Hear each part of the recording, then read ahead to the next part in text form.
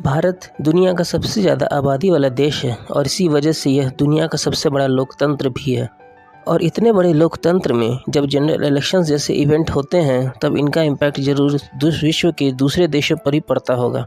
तो आज हम इस वीडियो में भारत में होने वाले आम चुनावों का इम्पैक्ट दूसरे देशों पर कैसे पड़ता है इसी की पड़ताल करेंगे। दोस्तों, भारत को पिछले 2 इलेक्शंस में पूर्ण बहुमत वाली सरकार मिली है, जिस वजह से उस समय की सरकार ने देश के लिए बहुत बड़े बड़े डिसीजंस लिए, जैसे कि कॉन्स्टिट्यूशन से आर्टिकल 370 को हटाना, 3 तलाक को अवैध घोषित करना और डीमोनेटाइजेशन जैसे स्टेप्स लेना। लेकिन यही सरकार अगर मेजॉरिटी की सरकार होने की जगह कोएलिशन की सरकार होती तो यह इतने बोल्ड डिसीजंस नहीं ले पाती और कहीं ना कहीं वो सरकार अपने में वीक हो जाती। इससे विश्व पटल पर भारत की छवि एक अनस्टेबल कंट्री के जैसा हो जाती और इसका सीधा असर भारत के इंटरनेशनल रिलेशंस में नज़र आता। इसलिए हम तो यही चाहेंगे कि भारत में सरकार चाहे किसी की भी हो, लेकिन वो बहुमत की सरकार हो। आज इंडिया का वर्ल्ड में बहुत ही प्रोमिनेंट प्लेस है और दुनिया की सभी बड़ी बड़ी कंपनियों के लिए भारत बहुत ही इम्पोर्टेंट है।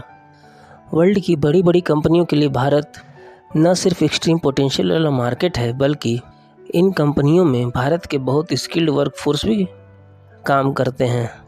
ऐसे में आने वाली सरकार अगर इनसे रिलेटेड पॉलिसीज़ के साथ छेड़छाड़ करेगी तो इसका डायरेक्ट इम्पैक्ट इन कंपनीज पर ज़रूर पड़ेगा। इस तरह से भारत के जनरल इलेक्शंस इन बड़ी बड़ी कंपनियों के लिए भी बहुत इम्पॉर्टेंट हो जाते हैं।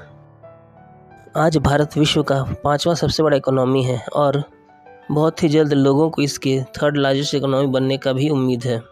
इस वजह से दुनिया भर के इन्वेस्टर्स भारत में इन्वेस्ट कर रहे हैं और आज भारत का शेयर मार्केट लगातार नई ऊंचाइयों को छू रहा है। ऐसे में जनरल इलेक्शंस इन इन्वेस्टर्स के लिए बहुत इम्पॉर्टेंट हो जाता है। अगर आने वाली सरकार भी पिछली 2 सरकारों की तरह ही मेजॉरिटी वाली होगी तो इन्वेस्टर्स का कॉन्फिडेंस इंडियन इकोनॉमी पर बढ़ेगा और इसका सीधा फ़ायदा भारत को होगा। बात करें अगर आज भारत के डिफेंस सेक्टर की तो मिलिट्री स्ट्रेंथ के मामले में इंडिया आज वर्ल्ड में 5th पोजीशन पर है। इस वजह से पाकिस्तान और चाइना जैसे देश इंडिया पर अटैक करने से पहले अब 100 बार सोचते हैं। अपने देश पर हुए हमलों का जवाब भारत आज मान मुनव्वर से नहीं बल्कि काउंटर अटैक से देता है। गलवान क्लैश, एयर स्ट्राइक और सर्जिकल स्ट्राइक इसके एग्जाम्पल्स हैं। भारत आज हथियारों को न सिर्फ दूसरे देशों से इंपोर्ट करता है बल्कि इसके साथ साथ उसने डिफेंस एक्सपोर्ट को भी प्रमोट करना शुरू कर दिया है और बहुत सारे ज़रूरतमंद देशों को उसने हथियार भी सप्लाई किया है। इसलिए नई सरकार की डिफेंस पॉलिसी के हिसाब से वर्ल्ड का आउटलुक इंडिया के डिफेंस की तरफ चेंज होगा और हमारे राइवल कंट्रीज़ भी अपने स्ट्रैटेजीज़ को उसी हिसाब से चेंज करेंगे। इस तरह से जनरल इलेक्शन का इम्पैक्ट भारत के डिफेंस सेक्टर से थ्रू पूरे वर्ल्ड पर पड़ेगा। और अंत में जनरल इलेक्शंस का सबसे डायरेक्ट इम्पैक्ट भारत के फॉरेन पॉलिसीज़ पर दिखेगा। आज भारत की फॉरेन पॉलिसी परसुएशन पर बेस्ड नहीं बल्कि टिट फॉर टैट की है, फिर चाहे बात कनाडा के साथ रिलेशंस की हो या फिर चाइना के साथ।